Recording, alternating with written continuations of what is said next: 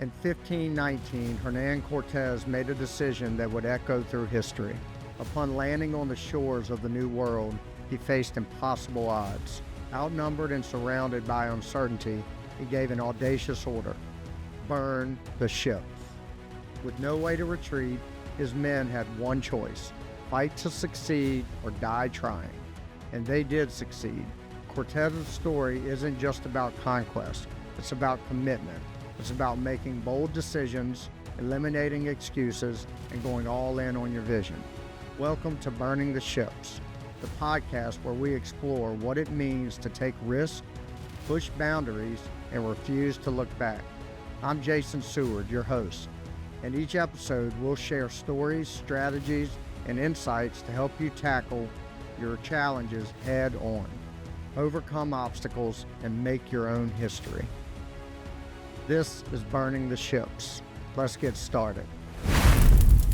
Welcome to Burning the Ships Weekly Ramble, and I'm your host, Jason Seward. And today I'm going to talk about the topic of time, and I'm going to kind of make an analogy, between time and money, both as currency, and kind of go through a mindset episode around all that. And before I get into that, I will do JJ's joke of the week. And here it is. How is a baseball team like a pancake? They both need a good batter. That's very true, JJ. As read this, we are in the middle of our little 8U rec league baseball tournament. And so that's a fitting one for him to give me this week. So now before I dive into the topic, I'll kind of give you an idea of kind of what direction I'm going with these weekly rambles moving forward. It's not going to be a big change, but one thing I have typically done for the last 2 years or a year and a half since we launched the podcast. So I've done probably 75 of these rambles roughly. And, of the 75, 100% of them have been completely just off the top of my head and whatever topic I'm inspired to talk about that day. So, and I get inspired by, quotes I hear, books I read, conversations I have, and stuff like that. But I always come into them with no plan. So I literally just start recording and go. And I just spew from the top of my head. And I love doing that because it's a challenge for me. It keeps me sharp, keeps me, thinking and practicing articulation and all that stuff. But there is one challenge, and that is I tend to go on tangents, and then I look up and realize I've been talking for 30 minutes and I got to wrap it up. So I miss a lot of, if I have an idea, I'm inspired to talk about something on a weekly ramble, I kind of gather thoughts in my head and then I go, but then I realize sometimes I don't touch half of my thoughts I had. So recently, separate from the podcast, but I've started writing a weekly blog for our website. And most of it is business related, but a lot of it's going to be mindset, marriage, parenting, whatever topic I want to write on. But doing it in a blog style forces me to sit down and think through as I put words on paper, right? I'm typing those words out and it helps me organize those thoughts better. So kind of moving forward, it won't be every week, but what I'm going to start doing is these blog articles or blog posts that I'm doing, which are just short written forms of an idea. I'm going to bring them into the weekly rambles. And because I kind of have a template to work off of, it'll make sure I hit all my bullet points, all my main thoughts and stuff like that, while I still go down my normal tangents. So that's kind of just a little bit, hopefully it'll be a better flowing podcast or episode, these weekly rambles, with me kind of having a template to work off of that are coming from the blogs I wrote the prior week.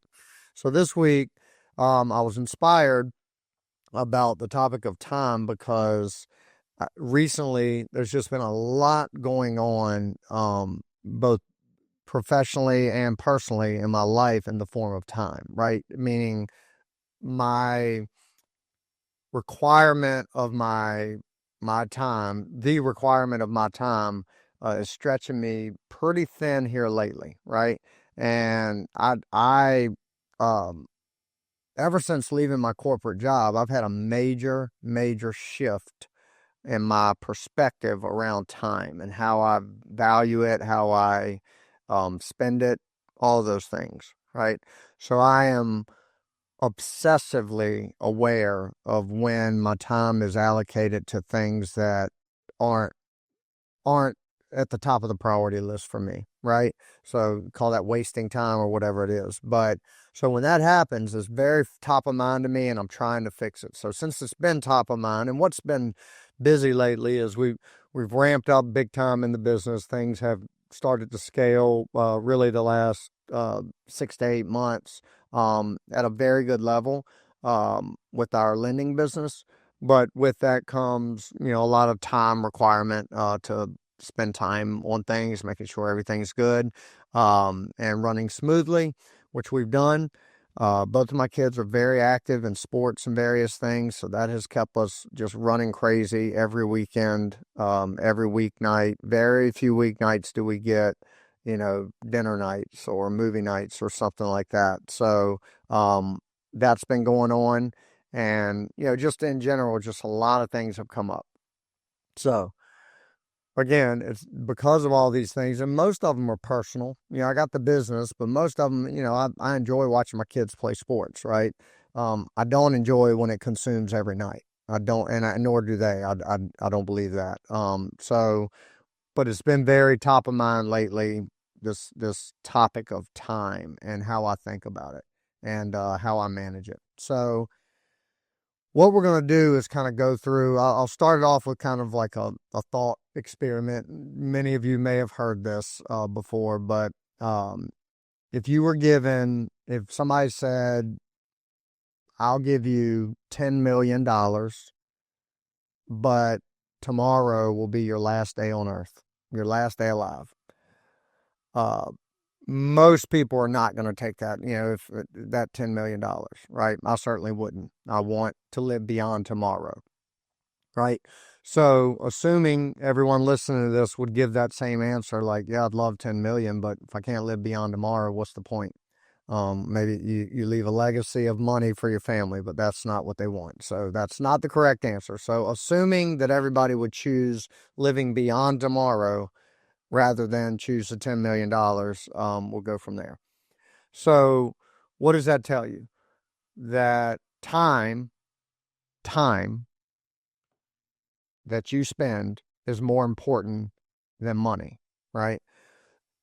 I think logically everybody knows that, right? I think everybody is aware that their time is a more valuable currency than money. The problem is our habits don't reflect that logic, right? So if like we're giving up our time most of us on a daily basis to earn more money. Now, there's nuance here. You have to do that to some degree because in order to free up time or to be able to utilize the time in a way that is healthy and valuable to those around you and yourself, well, to some degree, money has to be there, a currency to afford you to do those things, right? So you have to walk this balance of, yes, I have to earn money. I have to. I can't spend all of my time unless I have some other resources to fund it. But in general, an individual, let's use me for example. I'm 43 years old. I can't just stop everything that earns me money because all my income is not completely passive yet, right? So I actively have to go out and earn an income through my business, through whatever means necessary. So that comes at a cost of time, right? So I have to do that in order to have the money, the currency to afford to have value in the time that I have, right? So to say that I'll never waste time to earn money is impossible. Like, I mean, again, unless you have another resource out there to fund your lifestyle of full time doing whatever you want. But what happens, the trap that a lot of people fall into is they prioritize the money over the time and the things that are most important, that they would say are most important. They trick themselves into thinking the more I work, the harder I grind, the less time I spend on myself, my family, and my relationships, the more time I can devote to making more money. You cross this line, individuals cross this line where time is not only not available, I mean, it's there, but it's not, you're not using it on the things that are highest priority.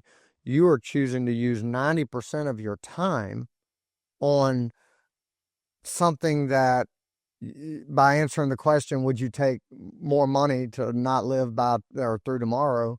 If you're choosing to spend all your time making that money, then you're giving up tomorrow and the next day and the next day and time away from everything else and away from yourself to earn the money that you said wasn't as important as the time spent on yourself and those around you. So, like, think about that just for a second. And what I mean is, I'm not talking about going to work every day, earning your income, or running your business every day, but a lot of folks go down this path of, and I'll give an example. Like, I worked at, right out of college, before I started my insurance career, I worked at Dominion Power. And I was at the time 20 years old, 21 years old. I didn't have anything but time. Nothing filled my time, right? I mean, I had a lot of hobbies and stuff like that. Not married, no kids at the time. And, but I had a lot of time that I could trade for making more money, right? So, and I did that. I worked a lot of overtime. So, like, let's say I had a salary of maybe $50,000 at the time for annually. Well, I could double that working overtime. So I had the option of signing up for every bit of overtime I could, and I did. I worked as much overtime as I could at that point in my life. But working down there, what I saw, again, I'm 20, 21 years old, but I'm working with a lot of guys that are in their, at the time, 40s, 50s, 60s, right? So they're well into their career there. And they were still doing the same thing. Every single time overtime came up, they're down working. They're working 60, 70, 80 hours a week, right? A lot of these guys had kids at home, families, wives. A lot women were doing it too. They had husbands and kids at home, but they were making the choice to prioritize the money over prioritizing spending their time with the things that mattered most, right? Now I talk to a lot of these people because I've known them, I've worked and lived around them my whole life, but now a lot of them are retired, and I'll ask them what are some of the regrets they have? And to a person, most of it is they wish they hadn't have worked so much, right? They prioritized work and earning more money when like, at some point, you're hitting your financial needs, right? You're earning enough to pay the bills, live a lifestyle that you want to live, fund all the things you want to fund. And then at some point, it goes beyond that, and now you're just going and working overtime and grinding, um, for what, right? What you're earning more income that's not going to change anything. It's just padding the bank account, which is fine, but to do that actively and proactively and spend the time doing that, it is compromising things in your life that you and most people identify as more important than that money. But yet you go earn that extra money trying to justify it, saying you're doing it for the things that are more important, but you're not spending time with those things. Family, friends, self, things like that. So, like, time versus money, it for me, it was a perspective shift, right? So I mentioned I was working there at Dominion in my 20s, or well, like 2 years. And then I went to work for Farm Bureau Insurance. And same thing. When I first started there, I wasn't married. Got married soon after I started to Katie. Then we started having kids and stuff. But I and I'm thinking of the best way to articulate this. At that point in my life, from say mid 20s to mid 30s, really, I mentally prioritized my family, right? So I knew that they were the top priority. but my actions and my habits did not back that up. They did not back that priority up. And what I mean by that is I could not pull myself, or I could have. I was not willing to pull myself out of this grind of really working all the time and prioritizing my schedule around my career, right? So when you would look at my calendar for really about a 10, 12, maybe even more year, if I can go back and look at my Outlook calendar over all those years, what you'll see is every day filled with meetings, time blocks to prospect, meetings at night, networking events, travel I had to do for work occasionally, things like that. But it would flood my calendar. You'd look Monday through Friday, and it was just filled with work stuff.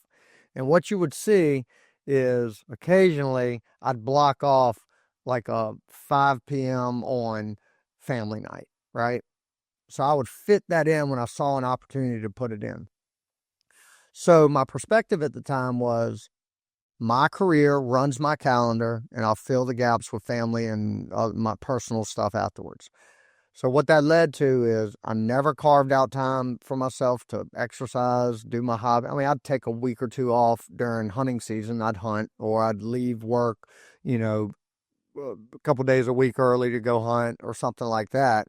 Or I would, during the summer, we would do vacations and stuff like that. But in general, my normal work week was filled with hardcore, just fill the calendar up. And I had this mindset of I had to do that. If I looked at my calendar on a Sunday and it wasn't filled up with work stuff, I felt like I wasn't moving the needle. I was failing my company, failing myself, not going to earn the income I wanted, not going to, all those things were in my head. So it led my time allocation week to week. And then again, I would fill in the gaps with family stuff.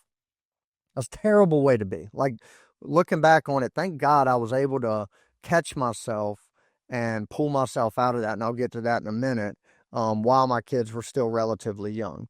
Had I kept going that way, I would have fallen more and more into that habit and just conformed to really what most people do, is just grind, and then they blink and they're up. Their kids are out of school having their own kids. Now they got grandkids that they can, overcompensate spending time with them because they didn't with their own kids, and they live in regret and all that. I did not want to do that. Unfortunately, I caught myself.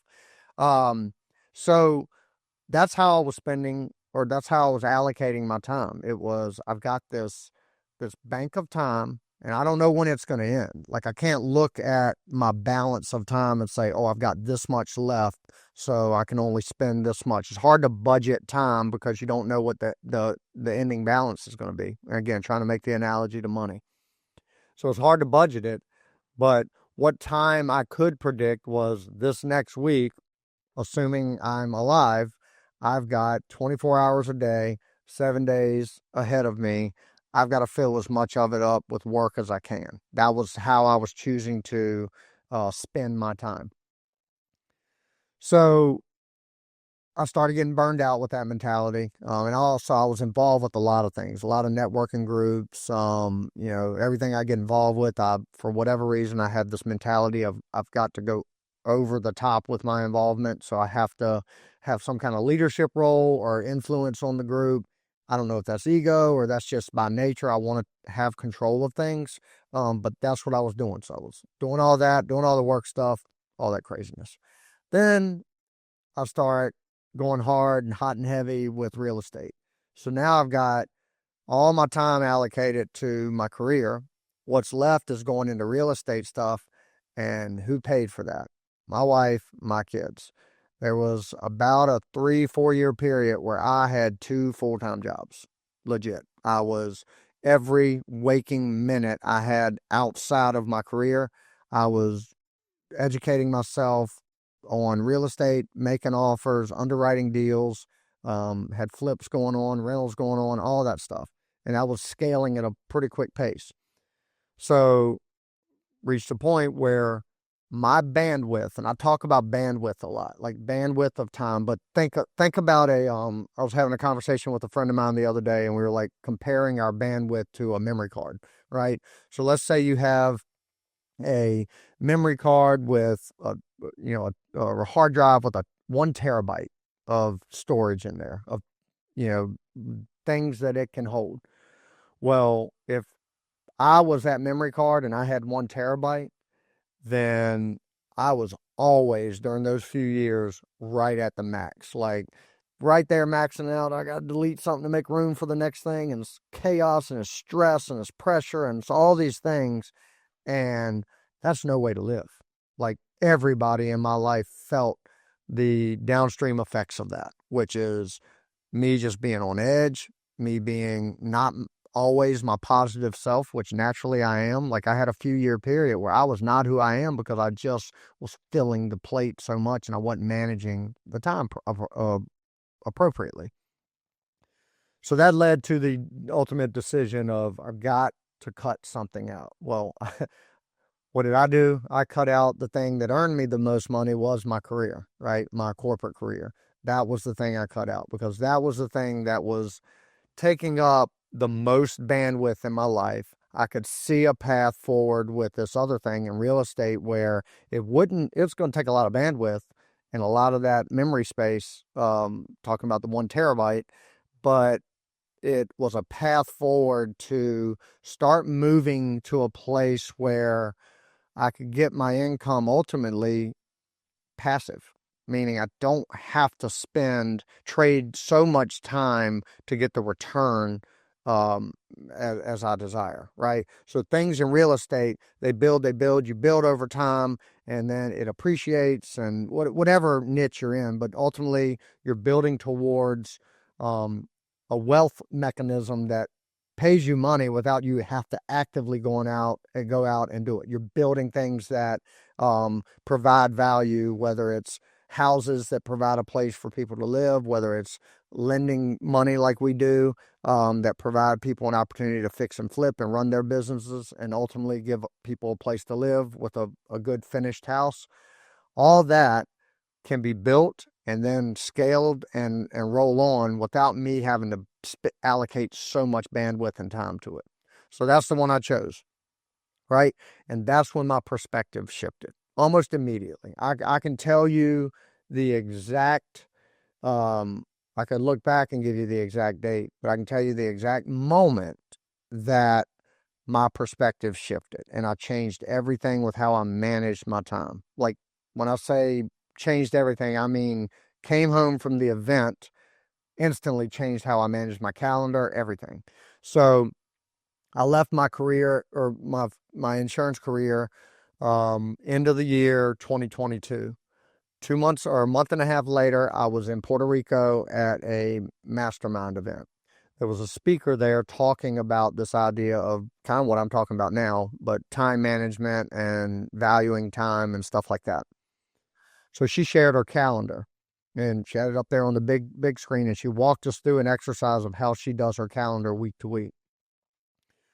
Every week, for the most part, you got some things that carry, like some appointments and stuff like that, or meetings that might carry over from the week prior. But for the most part, every week starts off with a blank slate. And that's how I manage my calendar now.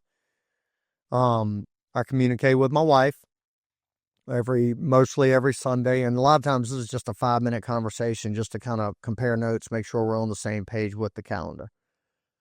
I fill the calendar with all of the family stuff. I do not miss anything with my family. Nothing. I attend all the events. Hell, as I'm recording this yesterday, this was unintentional, but there was a school program where my son got a few awards for something. Nothing big. They were big to him, but my wife and I didn't know he was even going to be a part of the program or that his class was. So I didn't go to this event. Well, she sends me pictures during the event of him up there with his 3 different awards. And I'm like, what? I wanted to be there. This is a side note. But my point is, stuff like that, I typically do not miss, will not miss ball games, practices, just time spent, movie nights, whatever it is. We load the calendar up with all that stuff, right? So I'm starting with a blank slate. I'm loading the calendar up with that. And then in between all that stuff, there's going to be plenty of long gaps where then I can fill up the calendar with business stuff. I can schedule my podcast. A lot of times my podcasts are scheduled weeks in advance, so some of them may have already been on that calendar, but I can fill the voids with anything there. I can schedule my time to communicate with the investors in our business. I can schedule my time to work out. I can schedule my time to meet with Bill to go over strategy or whatever. And anything else, all the calls I need to schedule and stuff like that can be done after I have filled it up with my family responsibilities. So think about that. What I'm sharing here. I saw this presentation. This is how she presented it. That might have been on a Friday. I get home that weekend, starting that Monday, and ever since. So we're over I don't even know what year we're in, 23, 24, little over 2 years since then. Just about every week I've managed my calendar this way. So think about that extreme perspective shift. I went from 20 years of letting my career fill my calendar before I plugged in anything personal. And then what happened? There wasn't a lot of room there for personal stuff.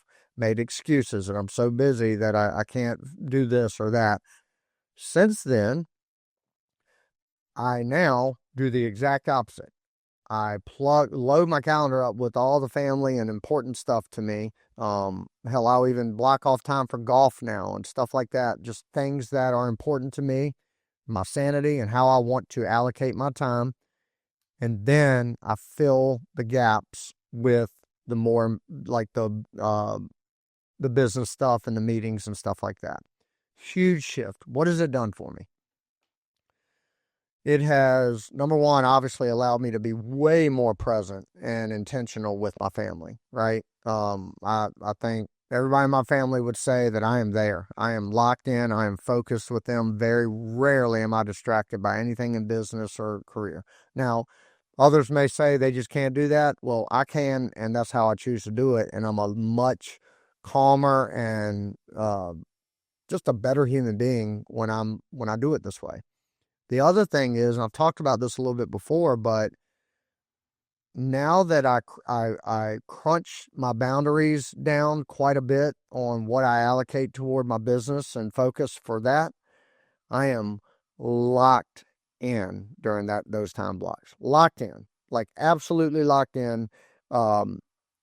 Nothing's going to distract me. I'm comfortable turning all my notifications off and just locking in on whatever it is I need to focus on for those 3 or 4 hours or 2 hours or 1 hour, whatever I've blocked off to focus on, whatever the task is. I am way more productive. Let's say in the past, or let's say I was still operating like I had for so many years, and I would block off 8 hours for a Wednesday to do investor work. Let's call it investor prospecting or follow up or whatever. I've just blocked off 8 hours to focus on that. Now, that's how I would have done it in the past. I don't have any direction. I've just blocked 8 hours off on that. Well, now I might block off 3 hours for the same work. And those 3 hours, I know I've got to get a lot done. So I'm able to like mentally just block everything else off. And for me, this works, and laser focus on that one thing. When I used to give myself the full 8 hours to do whatever the task was I need to focus on, when I would do that, I could work slow. I would procrastinate. I might spend an hour scrolling through social media. I might spend another hour just sitting there zombieing, reading an article that had nothing related to what I'm doing, because I knew I had 8 hours to get what I'm done, and I know I'm capable of doing it in 3, right? So I would trick myself in thinking I got to fill this whole time up doing something that's important, where now I got 3 hours. There is no room for BS. There's no room to be scrolling through Instagram or anything like that. I got to lock in, and I do it. I've been much more, I would say I am 50+% more productive in time that I focus on things now doing it this way than I have ever been in my career, in my life. again. So two of the major things I needed to get right around time was time with family and friends. I am there, I am present, and I'm not compromising that anymore. And then focus when I do have the time that I need to spend on the things that make me money. All right. So that was a perspective shift. So like for me, non-negotiables. I don't miss anything with my family unless it is something, like a one-off, so important I can't miss it, I can't compromise it. Most of the time that there is not much coming up like that. I, I used to be such a destination focused person, like this one day mentality. I can't wait until mentality. Now I just go freaking do what I want to do, and I figure it out on the way there or afterwards, right? And when I mean on the way there, in time on the way there. So um, I used to obsess over every penny, and it would it was a scarcity mindset, right? Now I have a full abundance mindset. I can figure anything out. I have the confidence that instead of someday, one day I'm going to do this. No, I put parameters around that now. So I said, about a year ago, I set a goal within the next 5 years. Katie and I would buy our first Outer Banks like vacation home down in the Outer Banks of North Carolina. We're 1 year into that. I've got 4 years left. That's not a one day thing. That is as soon as I get everything situated where I'm comfortable making that leap, which we're comfortable doing it now, but I want a couple other things to be in place. But my point is, I'm not going to let time get away from me there. I've set a boundary around it. I'm going to go and do it before the time that I've allocated to do it in. I've set other goals like that are very time restricted. And that's important to me to put parameters around it rather than saying one day I want to. It is by this date I'm going to, right? So that's a different perspective I've taken now. Um, you know, it's time is a budget, right? And just like money has to be managed on a budget, time has to be budgeted, right? And I don't think a lot of people view it this way. The difference between time and money is what I talked about earlier. Time, you can choose how you spend it, just like you can choose how you spend money, but you cannot earn it back. So money, if let's say I make a poor purchase, I go out here and I buy a Lamborghini, which I never would. I have no interest in that, but just using that as an example. I go out and buy a Lamborghini, a Ferrari, whatever the case may be. I drop $250,000 on it. Now I got this beautiful new Lamborghini Ferrari. It's cool for a minute, strokes my ego, does whatever. I look cool. It's probably not a good use of my money, right? Well, to course correct there, I can go sell that Lamborghini and get my money back, right? So I can trade that back to get that money I spent back. I can go earn more money to replace what I just spent on that. So that's an option. I can go earn it. So I have unlimited earning potential there. When it comes to time, I can't go and trade that back in. I can't go and earn any more time. Now, I can influence to some degree how much time I have on this earth by trying to stay healthy. Like, right, hopefully, I'm so focused on my health and well-being that I'm pretty confident, unless I get some disease or get attacked by a bear or struck by lightning, just something crazy. I hope I'm able to live, maybe because of some things that I've influenced, maybe 10 extra years on this earth, right? So I can do things to influence time, but at the end of the day, I could get eaten by that bear tomorrow. So it's not known, right? But you can't earn more. I can't go out and do something that's going to give me the time back or earn more time that I have right now. I'm 43. I got a 13 and 8-year-old and a beautiful wife that I want to spend all the time I can with. When I choose to spend that time going to a flipping non a board meeting of something that could be done over email or something like that, but I choose to go to that at 7 o'clock at night rather than be home with my family eating dinner and playing board games, I can't get that time back. I can't earn it back. That time is gone. I can't go tomorrow and work really hard to earn that night back. I can't do it. So when I started having this perspective around time and really obsessing how I spend it, allocate it, and how it cannot go back, I'm laser focused on it, man. And I I appreciate my time, but I don't spend time. Oh, no, sorry. Another great example would be time. I've been guilty of this. I'll be scrolling through social media. I'll see something, somebody post a video or something that's controversial, um, kind of entertaining because it's controversial. And I'll go, and it might be a celebrity or something. And I don't do this anymore, but I have. I'll spend 30 minutes zombieing over just reading comments and laughing at comments. Is that providing any value? Maybe like some short-term entertainment, like I get a laugh or something like that. But 30 minutes, that 30 minutes, unlike the $30 I spend on, a new hat or something like that, that $30, I can go make that back tomorrow, today. That 30 minutes, I cannot go earn it back. I just wasted it. And that 30 minutes could have been spent on something more productive in my life rather than reading comments on some social media post that I know nothing about, right? Ask yourself how often you do that.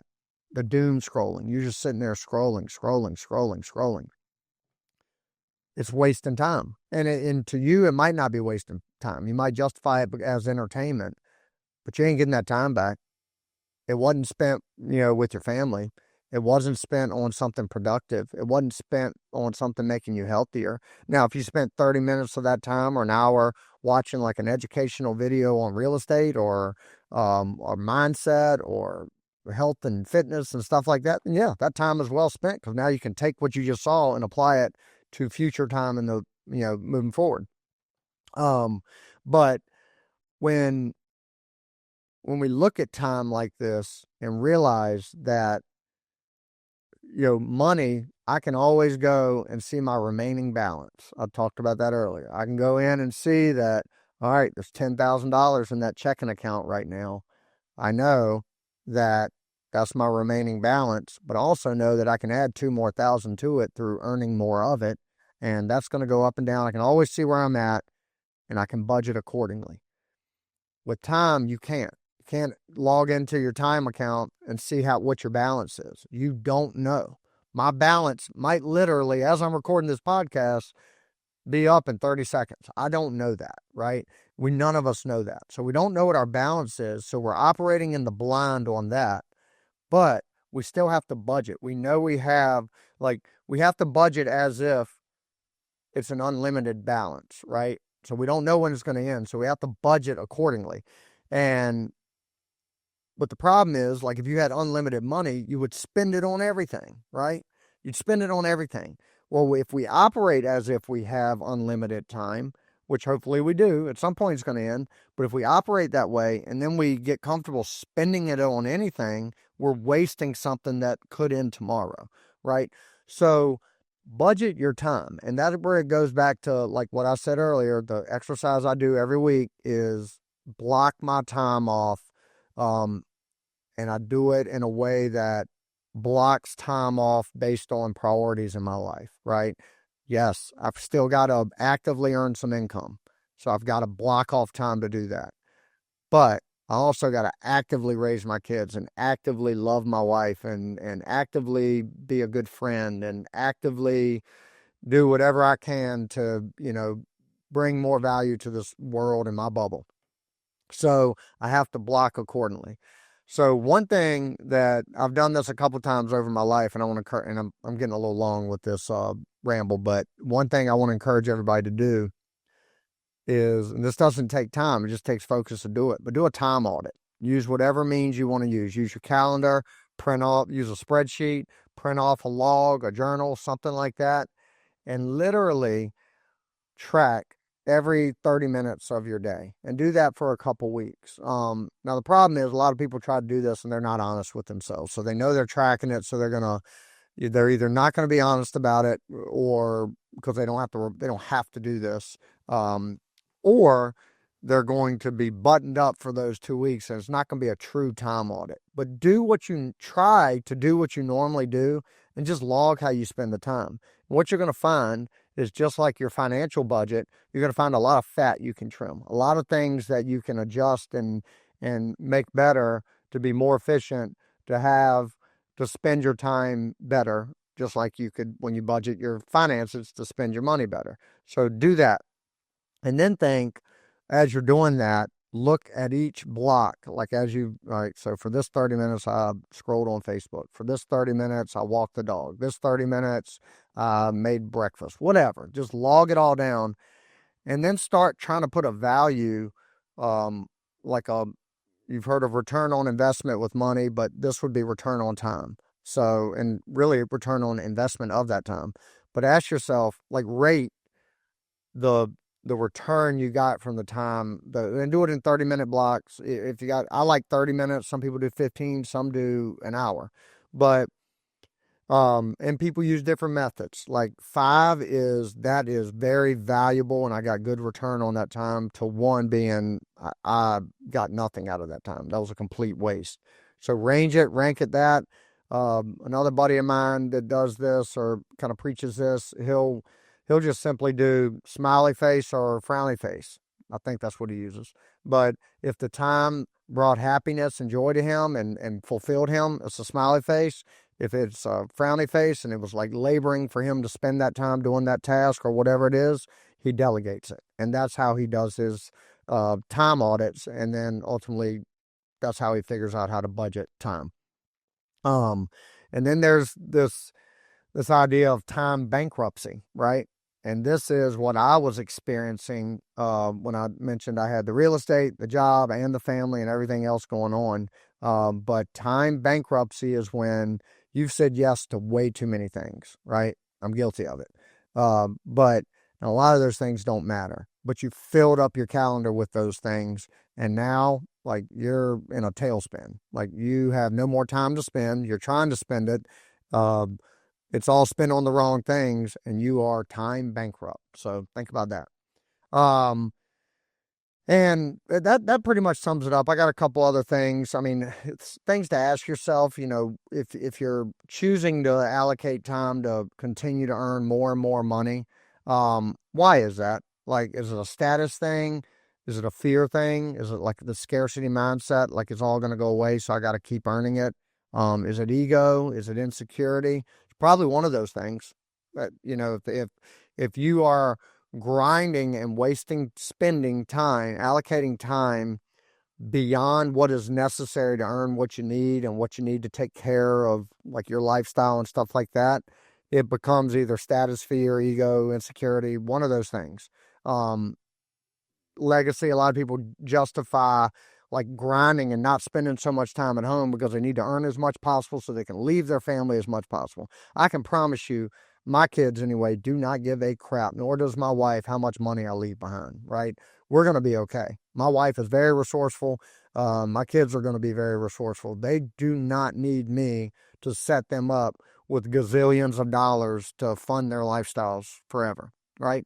I'm responsible with that. I have things in place. There's something does happen to me, they're all going to be fine. But I don't need to sacrifice all my time with them to go earn millions and millions of dollars just so they can say, yeah, daddy made millions and millions of dollars, but we don't have daddy. He's gone, or he's never here, right? I'm extremely sensitive to this because I did not have my father, and it wasn't due to how he chose his time. He chose to make some choices that took him away from us, but I'm very sensitive. I want to spend my time physically, mentally focused on my kids as much as possible. As a result of that, I say no to a lot. And probably so much so that I frustrate some people, right? There's some things I could be a part of that I could probably have a positive influence on that would require my time, and it would positively impact community or things around me and stuff like that. I have to say no to them right now. I have to, because that time spent there is time spent away from the things that are top priority to me. So that return on my time is less valuable spent there than it is with the things that matter most to me. So ask yourself, like, why? First of all, do the time audit if you're able to do that, but just really reflect on like how you're spending your time and try to shift that perspective from I am spending time to earn more money to make everything else in my life better, because that's not it, to, oh, time, I don't know when it's going to end. And this is just as important as that money that I'm trying to spend time on to earn, right? So if you can view time as just as or more important than the currency of money, I think it will shift perspective. It'll shift your mindset. It'll shift the joy of those around you, and the joy that you have in your own brain and heart. So I have gone way too long on this one. It's about a 45-minute episode, but I hope somebody got a little something from it. And we'll go ahead and wrap it up there. So think about time, compare it to money, try to look at your own life, look deep into how you spend money, how you spend time, and see if you've got any inconsistencies there and anything you can kind of shift perspective and make some changes. So with that, we'll wrap up another episode of Burning the Ships Weekly Ramble. Y'all have a good one. Thank you for tuning in to this episode of Burning the Ships. I want to give a special thanks to our sponsor, 608B Capital, helping real estate investors secure fast, reliable funding to fuel their boldest moves. If you're ready to take your investing to the next level, visit 608bcapital.com to learn more. If you found value in today's episode, please take a moment to rate and review the podcast. Your feedback not only helps us improve, but it also helps us reach more people who are ready to burn the ships and commit fully to their goals. And don't forget to share the episode with someone who needs that extra push to take bold action. I'll leave you with this. Burning the ships isn't just about removing the option to retreat. It's about unlocking the courage to charge forward. No matter the odds, the past is behind you and the future is yours to conquer. Thank you for listening, and I'll see you next time on Burning the Ships.